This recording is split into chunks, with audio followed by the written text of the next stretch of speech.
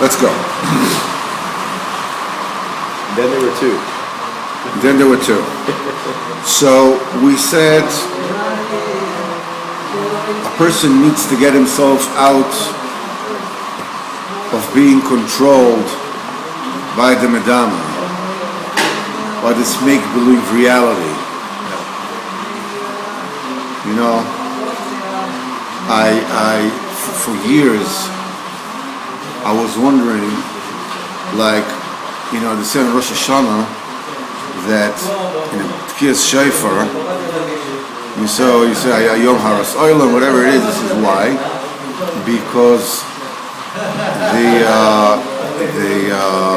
the Satan gets all confused because he thinks that's the Tkiyas Shofar of Mashiach.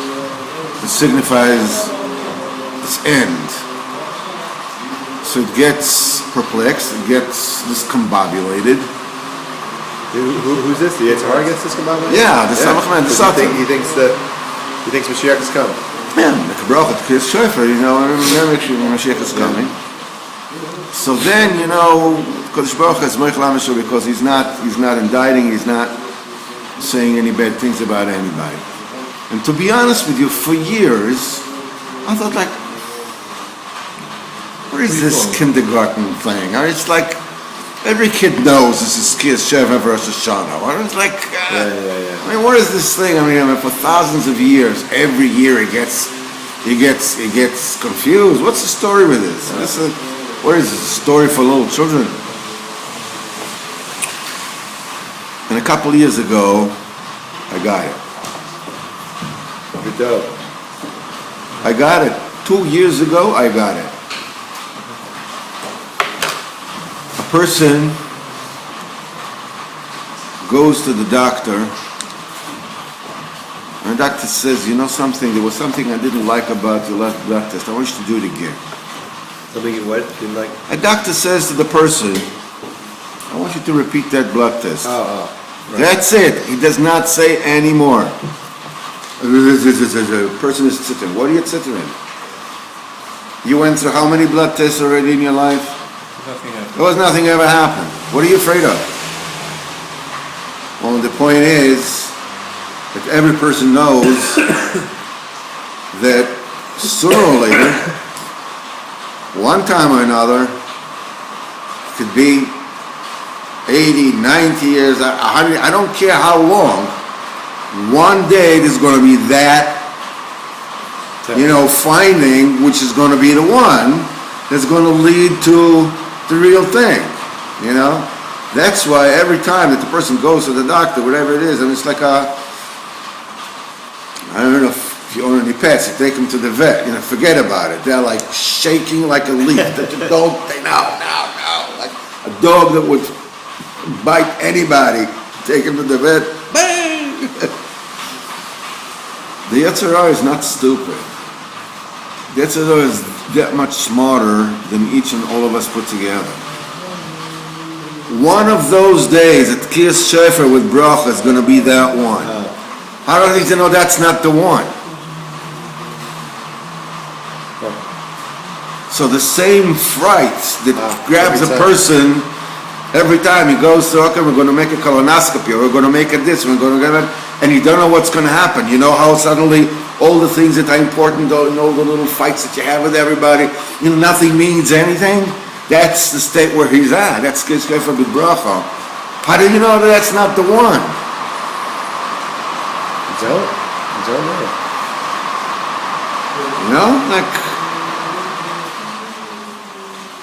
I'm the one who lived in the Madama. What are you talking about? Everybody knows Rosh Hashanah. Come on. It's like, well, we're here yesterday, going to be here tomorrow. We spoke about it last night when we were learning. Where'd you go? Were you learning Aleph? Yeah, on Lachish, yes. 9 to something. You go every week? I started to... you started. You're following this guy, huh? Making a little schedule for you. So the last thing I think that I said at night after we were done is that I used to learn with some people over there when I lived in Aleph. And, and I told them, okay, so what happens if you're not going to make the shiur today? You go tomorrow. How do you know? The way to get every single ounce, every single drop of what's going on here, and trust me, neither you nor I know what is going on when we're learning these things. Yeah. We have no idea how far-reaching this is. Yeah. Okay? Three dudes sitting there with coffee, whatever. You have no idea. But the way to get the most out of it is to miss it while it's taking place. The Zohar is full. Whenever Reb Shimon Bar Yochai, as I said, Reb Shimon Bar Yochai used to give it in these diminished secrets, they would say, what is the world going to do when you're going to leave it? They missed it right then and there. They didn't say, okay, let's just get separate. It was like last year, it's going to next year. None of these shiurim are, you don't know how long this is going to last. You don't know. None of us knows anything. But whatever it is that is here, grab whatever you can with both hands. Yeah. Miss it, long for it, get ready in the morning for it, to absorb it, because the way that you prepare to receive it is what you get from it, right? You only receive as much as you want. What you don't want, nobody's willing to pay for anything you don't think they need, right? Yeah. All right. So, by the way, on the flip side of that, shouldn't we be so excited that it is the possibility that shofar is going to bring? Yes. It's like it is hard yes. saying oh yes. No, we're saying oh yes. Absolutely. We're doing the opposite, right? Absolutely. Exciting. Absolutely. We don't know. We don't know. Why shouldn't we be? Absolutely. Over the moon about it. Absolutely. The day of the Rosh Hashanah is not a sad day. It's a judgment day. Yeah. But that's. I mean, I accept the Kodesh Baruch Hu's kingdom. She's judging me. I mean, what more can I say? Like, do with me what you want. It's like, have mercy. Kabbalah's over the Shema, you're the king. It's like the highest level Gates of. Are open. Really, you're right with Hashem. It's the highest respect and coronation that I can put by coming and bowing down to Hashem. I says, have mercy on me. Yeah. I accept His malchus in me. There's no greater privilege than to accept. I'm waiting for you. I'm waiting for you to have Rachmanas on me. Not because I care about me, yes, I do, okay, because I'm a normal human being. But I'm waiting for Yeshua Hashem. Wow. Yeah. Right. He's really coming. He's really coming. Zrat Hashem, b'vadai. So it's the first thing we got to go out. You have to go out of the madama. This living with. I got a business meeting afterwards, and I really got to make it. And and something. You got to make it. You got to do what you got to do. And I got to think. And and this guy, and my wife, and I can't believe my boss. Forget about it. What's the story with him? And this one, it was a conniving, whatever. Get out of the madama. The first thing is the madama. The madama is a heart of stone. It's like, I know everything. I know where this is leading. I know where life is leading. It's inevitable. But, oh Hashem, I get the good news from the doctor. Hey, don't worry anymore. You fool. What do you mean you're not worried anymore? The Rav Nachman used to say, our state of mind is that we're like, a murderer being led to the gallows. And his soul nechama is that she just doesn't know how long the trip to the gallows is going to take. That's it. And I'm willing to get, we're all hypnotized. We're all in a trance. I'm a salesman. I'm an advertising man. Oh, I'm just a supermarket cashier, No, and I'm a this, and I'm a that, and I'm an IT guy, and I'm a tycoon, forget about it. I'm so rich. have a yacht that has a helicopter and a submarine. I mean, forget about it. It's just like a, this is what we said. The light is not touching the light of the Nakuda is not touching the Luchos. The message doesn't get inscribed on the media of our cognition, Bichlal. I mean, we live in this denial, in this hypnotic trance. The first thing is to break this. And to come up to the Seichel. What is the Seichel Amiti? Okay, so at least we know what the theory is. We know what reality is, and we're still not willing to look for it, and still, I can still put on another Yankees game, or Chelsea game, or Knicks game, or whatever. I can still do that. It's like what am I doing? I mean, it's better than. Of course, it's better than. Everything is better than. But what happens if I'm then? The point is that once you started with the seichel, you know what the seichel is. The seichel is still in potential. I know what it is. I'm striving for it.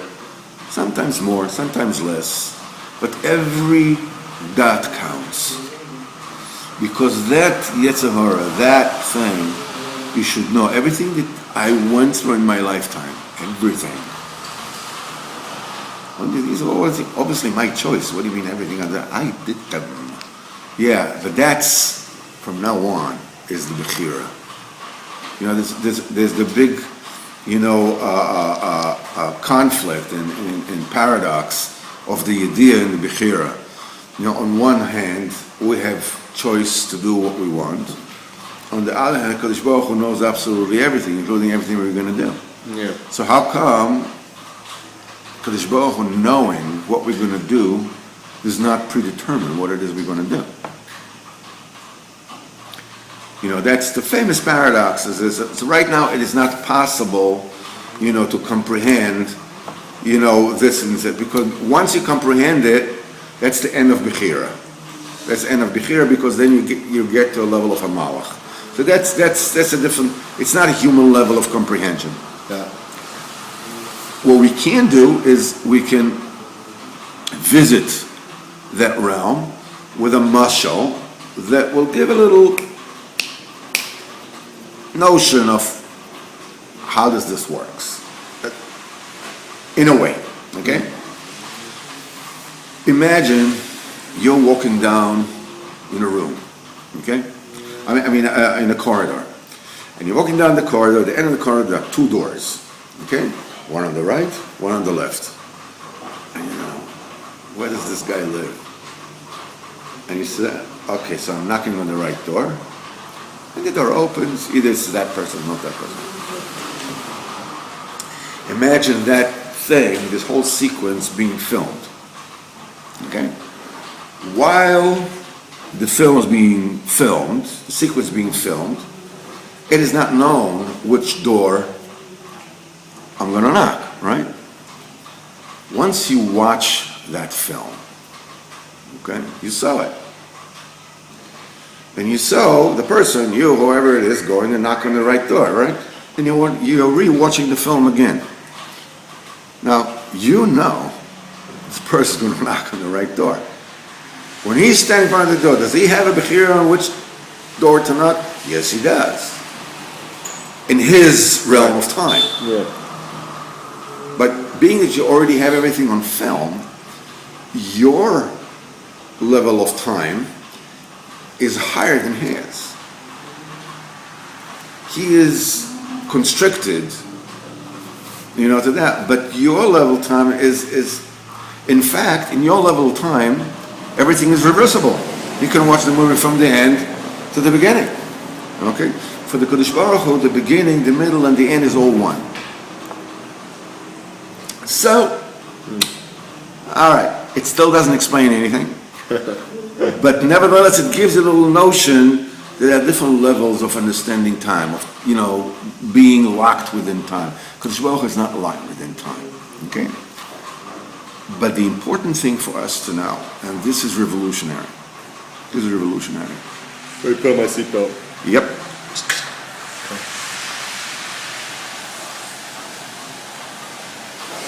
everything you did in your life until this moment is because Hashem wanted it to happen exactly that way, including the things that you should not have done, that you'd have to do tshuva for. What's the proof? Because that's the way it happened. Because Yeshua does not make mistakes. So what about choice? What do you mean? So Rav Nosson explains it in Hilchos Basar B'Chalav. Mixing Basar B'Chalav, he says that is, you have to understand, where is the realm of Basar, where's the realm of Chalav? Where's the realm of pre-notion, pre-knowledge, and what is it the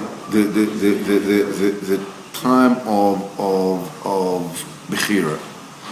From now on is Bechira. This is where you exercise your choice. Anything that happened from then until now, that's the way HaKadosh Baruch Hu wanted it to be. The thing that I did wrong, HaKadosh Baruch Hu now wants me to do tshuva for. That's what I need to do. But everything that happened, I can't believe what I did to my children, what I did to this, what I did to that, whatever. Everything that happened, I need to do tshuva, that's what I need to do now. But everything, there's everything that happened in your life, in my life, this is the Ratzon Hashem, exactly. My Bechira is from now on, that's it. People mix the two. And they figure that everything I did was my fault, or my achievement. And from now on, I don't know, I can't take this, this is horror, this, and that, whatever it will be, pretty good karma, whatever you want to call it. It's the opposite. So first of all, you go to Sechel Yosher. Sechel Yosher means you know what the truth is, and your life is about exercising, trying to follow what you know is the truth to the best of your ability. And the most important thing, this is what we learn in Torah Vav over there in Aleph, is that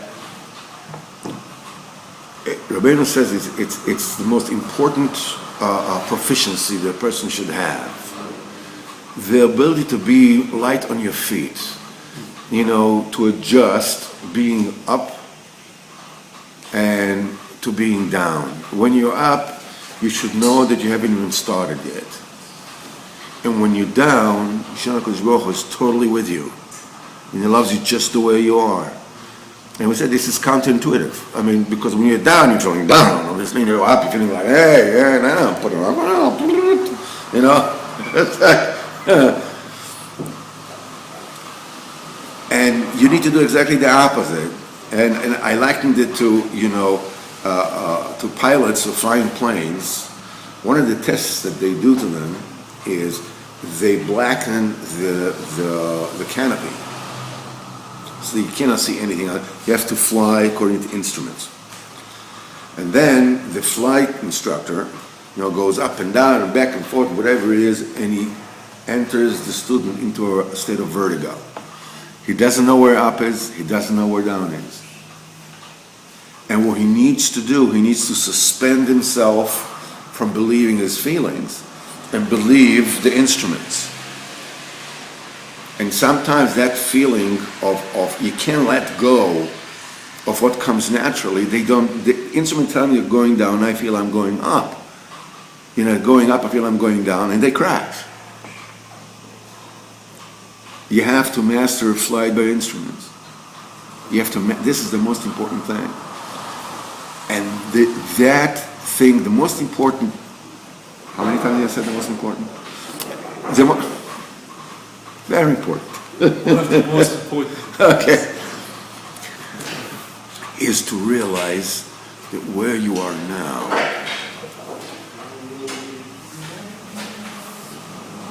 is neither here nor there. It's not good, it's not bad, it's not nothing. It's just what it is. It's what Hashem wants you from now on. Some guys daven like, whoa, man, the building's going to burn down from their tefillahs. And some guys forget about it. I mean, they come, they put in the tefillin, and in 2 minutes they're out. Okay? And it doesn't matter where you are. Where you are is your starting point. Yeah. And the only thing you need to do is the next step. And the only next step that you can do is what Moshe Rabbeinu says to Am Yisrael, don't say the Torah is in the Shemaim, who's going to go up and bring it down to us. Don't say the Torah is in the other side of the sea, who's going to go over there and bring it to us. For ki beficho levavcho ki kov alecha davar me'od, because that thing, because Baruch Hu wants from you, is very close to you. Beficho levavcho la'asosei, is in your mouth and in your heart to do it. What does it mean the Torah is not the Shemaim? Of course the Torah is in the Shemaim. Real Torah, we need tzaddikim to bring it down, of course. Torah's me'ever layam, of course you have to search for the truth, you have to search until, and how thirsty can you be until you finally, Kadosh Baruch Hu gives you somebody that quenches your thirst, and you realize, I've been living without this for years, I've been going in a desert. Yeah. I've been coping, I've been, scraggling, like in those cartoons, where the ragged person is drowning in the desert, sees Fata Morgana. How many cartoons are there, New Yorker about that, kind of like, water. And suddenly you find somebody that's it. And this is it. And what this is to realize that you are exactly the way you're supposed to be right now. And the reason why you're having problems with it is because you can't get out of your madama. Right. Of this trance, of this hypnotic trance. Okay. So Moshe Rabbeinu says, you know what you need to do. You need to do only that which fits the two criteria. One of them, you can do it with your mouth. And the second thing, you can yearn for it with your heart. That's it. Anything more than that, you won't be able to do. I want to become, says, your heart I want to be the holiest guy on the face of the earth. That's what my heart wants to be. But what should I really do? The next thing. Say Kriyat Shema on time, or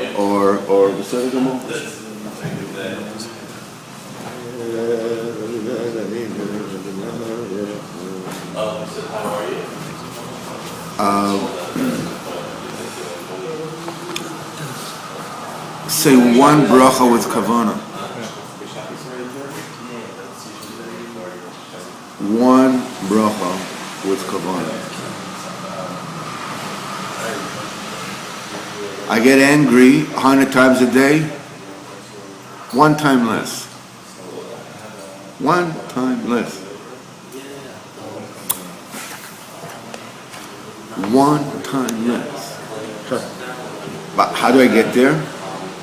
I want to be the Lubavitch Rebbe. What are you talking about? I want to be the biggest man there is. Okay, so ask for the next step. You know where you are. You talk to Kodesh Baruch Hu. You set a little time. You talk to Kodesh Baruch Hu. I don't know, as much as you can. Ideally, if you can do it for an hour, you're really a free man. If you can't do it for an hour, do it for 2 minutes. Do it for a minute.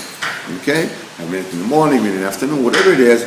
You talk to Hashem, take a look, take a little inventory. At least don't push things aside. I just saw a movie that I was not supposed to look at. I just read a book I was not supposed to read. I just did whatever it is. The first thing I need to do is go to Kodesh Baruch Hu. Can't even say I'm sorry, I'm embarrassed. But it was like, I did it again. Guess what happened? Oops. Yeah, oops. Snitch on yourself right then and there. Yeah. Because when you do this, if you don't do this, this is somebody who says, Echta ve'oshuv, and speaking biyodeh. He says, I'll sin, I'll do tshuva, Mishamayim. they don't allow him to get there. But if you are coming to Kodesh Baruch Hu immediately and say,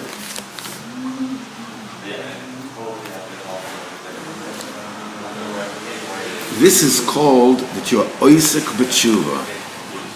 It's like the laws of chametz. As long as you need the dough, it does not become chametz. As long as you're busy with dealing with it, and you say, listen, you're not disregarding it. You come to Kodesh Baruch Hu and says, man, I asked you 1,000 times, man. What's the deal with that? This is all messed up, man. Well, this time I'm going to let it slide. What about the next time? I said, as long as you come to Kodesh Baruch Hu, and eventually, when you keep on doing it, as we said, you are into all these kind of head trips where, people come with their own preconceived ideas about themselves. I'm a failure, or I'm a this, or I'm a that, whatever it is. And if suddenly I start succeeding, I know that failing is just around the corner. It's inevitable. So I might as well just sabotage the whole thing, and at least not suffer through the tension. When is the other shoe going to drop, right? Yeah. So you come to Kodesh Baruch Hu and he says, listen, I don't know if I feel bad because I sin, or I sin because I need to feel bad. At this point in time, all I know is this thing is not working. It's a vicious circle that I keep on chasing my own tail. Because you want to feel because you want to feel good. Because I feel I'm a bad boy. Because my parents told me I'm a bad boy, and I grew up thinking I'm a bad That's the way boy. you express it, by sinning. You already feel that. So what do? You make So how do I do that? So I feel bad. So I do an Avera. Why? Because Avera is an instant antidepressant. Especially being United Sneers, that's the international antidepressant. Movies, whatever it is, gets me excited. I feel dead, man. I feel in pain. So I take a painkiller. It pays cash on the spot. As we say, a large percentage. It's a loan shark. The vig is significant, as they say in Little Italy. But so at a certain point in time, you reach a certain kind of a level when your seichel starts kicking in. As we come to be seichel b'poel, you start to realize, listen, this is not working. I'm going to keep on, chasing my tail until the end of time. This is not working. So let's put this whole idea, am I good, am I bad, am I horrible, am I whatever, let's put this aside. Okay, there'll come a time for it, Rosh Hashanah, whatever, Yom Kippur, whatever. We'll keep it for there. Right now, what do I do now? What's the next step? Yeah. You want me to get out of it. I want to get out of it. It's not working. What should I do? You tell me, Ribono Shel Olam. The ultimate conversation with Kodesh Baruch Hu is not just you talking to Hashem, but Hashem talks to you. Yeah. Talk to me. Tell me. What do I do? Otherwise, it'll be same old, same old. Yeah. Then you're starting bringing them seichel into play. You're starting applying the seichel. This is when you're getting out of the stupidity. You're getting out of the trance. Because you look reality for what it is. You say, listen, yes, I know that I'm supposed to be this, I'm supposed to be that, I'm supposed to be this, I'm supposed to be that, I'm supposed to. There's so many supposed to, I might as well just take myself and jump off the tallest building. Forget about it. But that's not what I'm supposed to. Rabbeinu says, you don't know what the Kodesh Baruch Hu wants from you. You have no idea why you came to the world. You have no idea. The Torah is the guidepost. That's what you're supposed to do. But you personally, where you're supposed to be, you have no idea. It could be one word somewhere, you don't know. So this is when you're starting applying a seichel. This is called seichel b'poel. This is nafas tzufin. This is when, and then as you go along and you get into this, and along the way, as Rabbeinu says later on, you have to go through the klipas because you're going from one madriga to the next. So you have different kind of demyonis, and you have different kind of demyonis, and you have different kind of. And the thing is, as you'll see at the end of this Torah, the Rebbe says, and this is one of the frequent mistakes that people do, that they think that suddenly they fell off the madrega. I was already better. As well? I was better already. I was better already. And suddenly, all of a sudden, I felt the same old junk all over again. What's going on? He says you should know that actually you went up. You went through now you're going to the next madrega. So the klippas, what are you talking about? I haven't seen kind of problems that I used to have before. The same fantasies I used to have before. What are you talking about? So this is what we said. We said that remember, if you remember the marshal of the 5 and 10 and 15 and 20. The onion. Not the onion. The onion, Yeah, sure. The point is that you take a knife, a cooking knife, which is stuck in the mud. You want to cook with it. You remember that? Beautiful. Yeah. So cook in the mud. You're going to cook the meat with it. You're going to poison the entire family. So you got to take it. You got to wash it. You're going to scrub it until it's gleaming, it's clean, whatever it is, and then you can do it, right? Okay, but then, as emergency operations, anybody has a knife. Yeah, I have a knife. Is it clean? Of course. What do you mean I scrubbed it? That's not enough. You're going to kill that person. It has to be sterilized, right? It's the same dirt, only in minutia. Now we're talking about the residuals that's remained after the scrubbing. Yeah. So for the first madrega, it was enough. For cooking food, it was clean enough. Right. But to make an operation, it's not. So that's level, why. yeah. So that's why whenever you go to another level, you're still meeting the same kind of demyonis, because you're still cleaning the residue of the same dirt, but you're cleaning on a much finer molecular level. Now you're getting cleaner and cleaner and cleaner.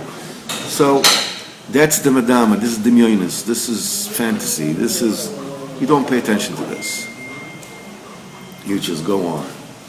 When this becomes a habit, this is called sechel alikne. This, you bought the sechel. You know it.